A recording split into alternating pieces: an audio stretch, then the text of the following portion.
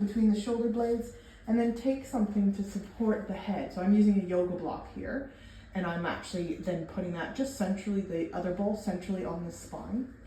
And what we're looking for is we're trying to get movement through our shoulder blades or scapula, right? So if I have my arms here, some people, this is even really hard for them, so they can lower down, or you can do a variation where you actually just have your scapulas, your elbows straight. So if you have any kind of nerve stuff, this is a good variation. It takes pressure off the nerve. And what I'm going to get you to do is I'm going to get you to retract and protract, which is going forward and backward of your shoulder blade. So I'm going to go forward and backward, forward and backward. And we're trying to get this independent motion of the shoulder blades doing the work here. This is, you can do this in many, many ways, but this is actually quite a good one because it isolates and we stop any of the gravity and cheats and other things. Then I'm going to try and do elevation and depression. So my shoulders are going to come towards my ears and then depress or go towards my hips. So elevate and depress.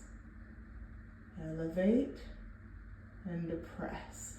This is often really hard for people, the depression as well as the retraction. So that's often where people have sticky points. So now I'm going to try and I'm going to actually link those. So we're going to try and create a circle. So if I were to retract, elevate, protract, depress, retract. I'm just kind of going to those 4 points and trying to make it a bit circular.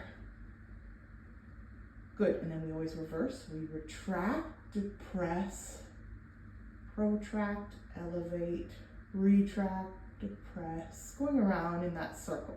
If you're going to modify this, if 2 is too hard, you can do 1 hand at a time. Sometimes for the mind, that's easier for people.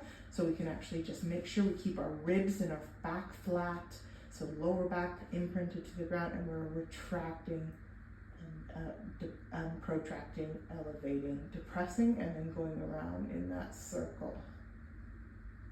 Once this becomes easy, you can start to vary this. So you can bring your arms out, you can bring your arms up, and work that same scapula CARs in any position.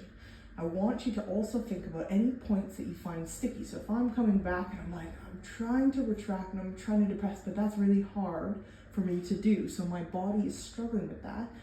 One way to drive neural drive there, to get your body to pay attention and learn this, is to tense more. Even though it's hard, you're going to try and depress those shoulders and retract and hold. So I'm doing this on this side and really feel that under my shoulder blade at the bottom, trying to bring it down and backwards and hold for 10 seconds and relax. And then you just go back to your normal scapula CARs.